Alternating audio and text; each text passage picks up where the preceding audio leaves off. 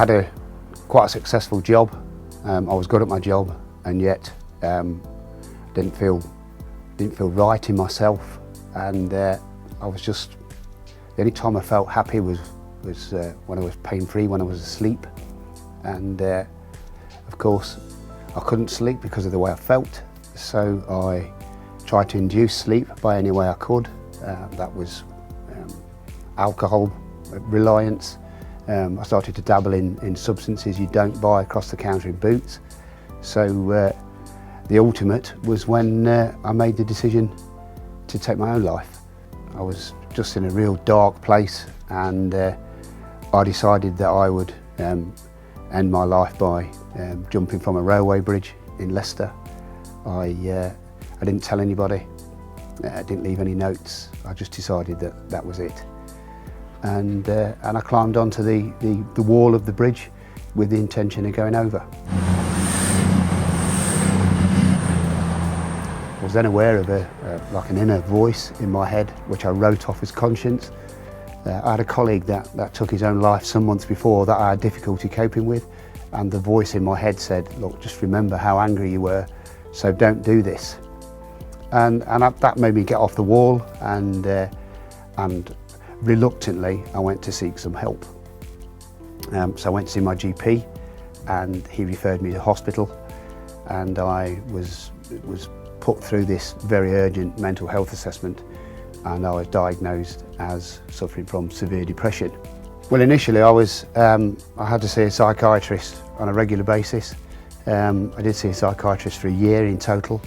I was prescribed some medication, and for a good 3 or 4 months I was in a real dark place as I tried to rebuild certainly my marriage and that of my family.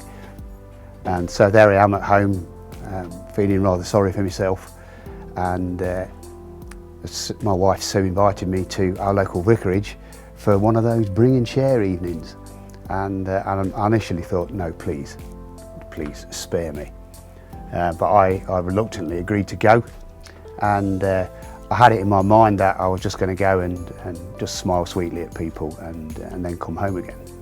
So anyway, I went with my wife to our local vicarage, and I met some fellas there who were all right. They were normal sorts of guys, obviously all Christians, but not what I perceived Christian men to be, because they were okay fellas. And I had a really good evening, and I went home afterwards with Sue and went to bed. I then experienced my worst nightmare ever, and I'm not easily spooked.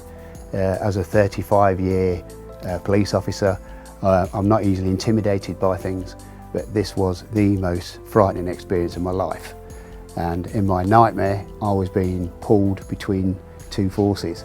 On one side was nothing, just an abyss of darkness, and on the other side was a tiny speck of light. And I was being pulled between the two. Unbeknown to me, my lovely wife Sue was praying over me. I didn't know, I was asleep. And after this titanic battle, where I really did believe I was going to be torn in two, the darkness released its grip, and I was propelled towards the light, which got bigger and bigger and bigger, and I was released into this pure blinding light. I sat up in bed. I was soaked through to the skin, and obviously confused, trying to work out what I'd just experienced. And in the corner of the room, a figure held out his hands towards me and said, "Paul, just trust in me." And I knew that it was Jesus. At that moment, I knew that Jesus was alive. So then that started me on my quest to find out, to get to know him. The Campaign Against Living Miserably, what a great name. They did a masculinity audit in 2016 where they said that because men have lost that ability to talk, they self-medicate.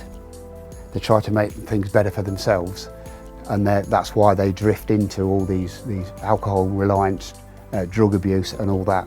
And for me, that's just where I was. I'd got nowhere to go, so I thought I'll deal with this myself. But you start looking down the wrong paths. I'm not sort of dodging the storms anymore, but I'm learning to live in them, because life is not an easy thing, of course. And And I don't have this sugary view about what Christianity is about. It is a battle, you know, we are in a fight, but I know that with Jesus by my side, I'm going to win this one.